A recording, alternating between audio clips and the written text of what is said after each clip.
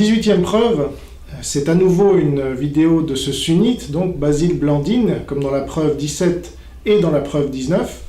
Et là, ce sunnite, on a eu un peu marre que Stéron raconte n'importe quoi sur justement la bataille des tranchées. Donc vous savez, les soi-disant les patriotes anti-islam qui sont pro-Stéron me disent « mais si, il nous apprend beaucoup de choses sur l'islam, et c'est important, etc. » La preuve que non. Là, vous avez la démonstration par A plus B qu'il raconte n'importe quoi et que vous vous faites avoir parce que vous n'avez pas l'accès aux sources.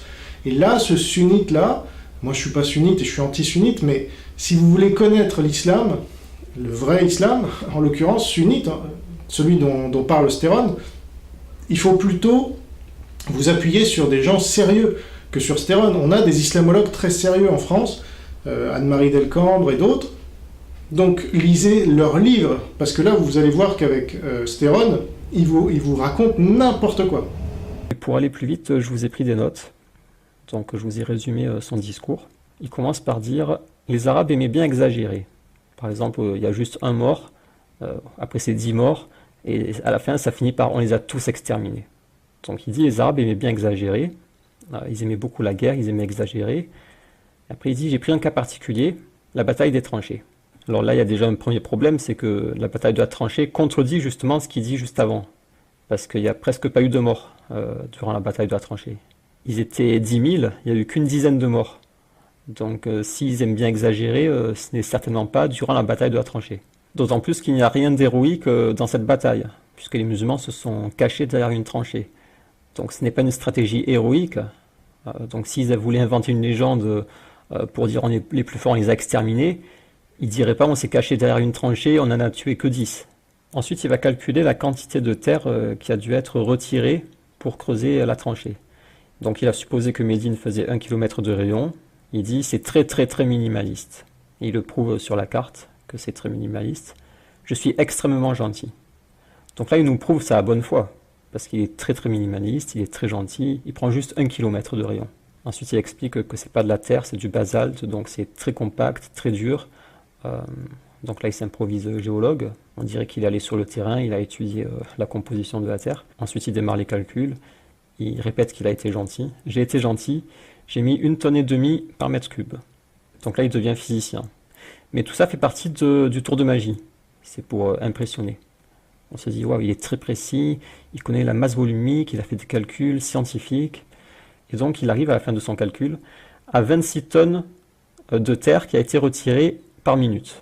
Donc là, c'est un fin mathématicien. 26 tonnes à la minute. C'est assez dingue ça, n'est-ce pas?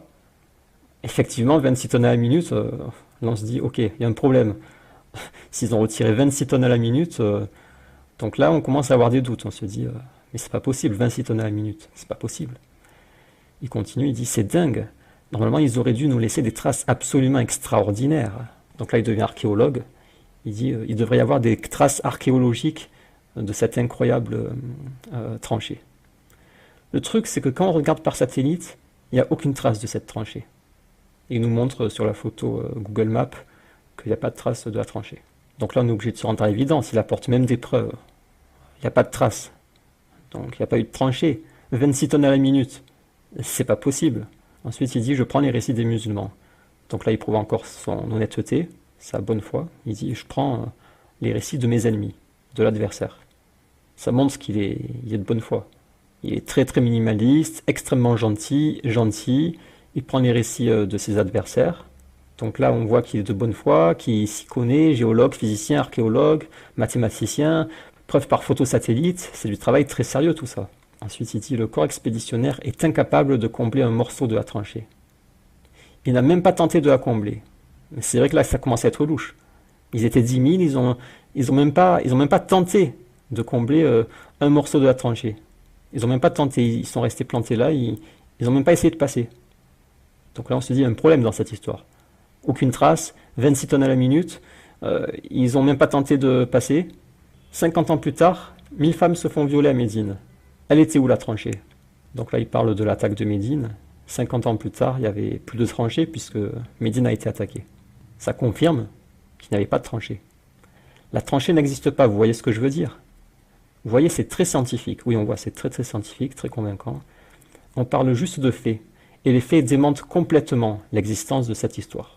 Donc c'est une démonstration très sérieuse et très honnête, puisque il est scientifique, archéologue, preuve par photosatellite, mathématicien, physicien, géologue, et il prouve sa bonne foi en étant extrêmement gentil, en utilisant les récits des musulmans, et en étant très très minimaliste.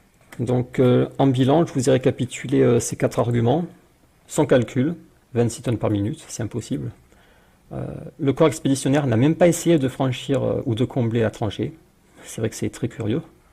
Pourquoi ils n'ont même pas essayé? C'est pas normal. 50 ans plus tard, Médine a été attaquée, 1000 femmes violées. C'est vrai que s'il y avait une tranchée, on ne voit pas comment Médine aurait pu être attaquée si facilement. Et aucune trace sur Google Maps. Donc voilà ces 4 arguments. Il était où le tranché? Pourquoi les attaquants omeyyades ne sont pas tombés sur les tranchées? D'accord, les tranchées n'existent pas. Vous voyez ce que je veux dire? Oui. Voilà sa conclusion, les tranchées n'existent pas. Voilà, c'est simple avec Aldo. Hop, tour de magie, ça disparaît. Voilà. La tranchée n'existe pas. Parce que les Omeyyades ont attaqué, ils n'ont pas été bloqués par la tranchée. Sauf que s'ils ont été bloqués par la tranchée, et c'est pour ça qu'ils sont passés à l'est. Et même s'ils avaient combattu à la tranchée, ils auraient très bien pu gagner la bataille. Ils étaient 10 fois plus nombreux. Ils étaient au courant qu'il y avait une tranchée, donc ils auraient pu préparer des stratégies. Oui, c'est très scientifique, on est très loin de la religion, on est très loin des dogmes des uns et des autres, de oui, t'as insulté ma religion et tout, on est juste en train de parler de faits, et les faits démentent complètement l'existence de cette histoire. Les faits démentent complètement l'existence de cette histoire. C'est quoi les faits? Il n'y a pas de faits. Les faits, c'est non pas 26 tonnes par minute, mais 3 pelles par minute, 4 pelles, 5 pelles, 6 pelles, si vous voulez, peu importe.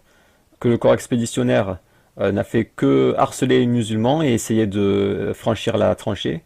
Que l'attaque de Médine par les Omeyyades, c'était à l'est, et le rapport de force était différent, et ça a été difficile. Aucune trace sur Google Maps, en 1400 ans ça se rebouche. Déjà en 50 ans, ça avait commencé à être rebouché. Alors en 1400 ans, sans compter que aujourd'hui il y a une ville maintenant par-dessus. Il y a du béton partout. Donc c'est normal qu'il n'y ait aucune trace sur Google Maps. Donc c'est quoi les faits? Il n'y a pas de faits. Il dit les faits démontent totalement cette histoire. Il n'y a pas de faits. Donc voilà, c'est le tour de magie de ce prestidigitateur, ou si vous préférez ce charlatan. Et après il ose vous appeler mes amis. Voilà, Prince en premier degré, c'est enseigné comme des réalités historiques ça dans nos écoles. Hein. C'est dingue, c'est dingue. Enfin, je vous laisse mes amis et puis je reviens un autre jour. Je vous laisse mes amis. Voilà. Voilà la conception de l'amitié pour Aldostérone. Tout le long, il vous a mené en bateau, il vous a manipulé, il vous a trompé, et à la fin, je vous laisse mes amis. Donc voilà, je vous ai encore apporté la preuve de sa malhonnêteté. Après, ça ne veut pas dire que tout ce qu'il dit est faux. Il peut dire des choses vraies, des choses intéressantes, mais la malhonnêteté et la manipulation étant des traits de son caractère, on ne peut pas écouter ses vidéos. Même s'il y a des choses intéressantes et vraies, on ne peut pas les écouter parce que c'est une personne malhonnête. Et donc on ne peut pas savoir lorsqu'il parle, s'il parle avec sincérité ou s'il est dans ses manipulations. Voilà, au revoir.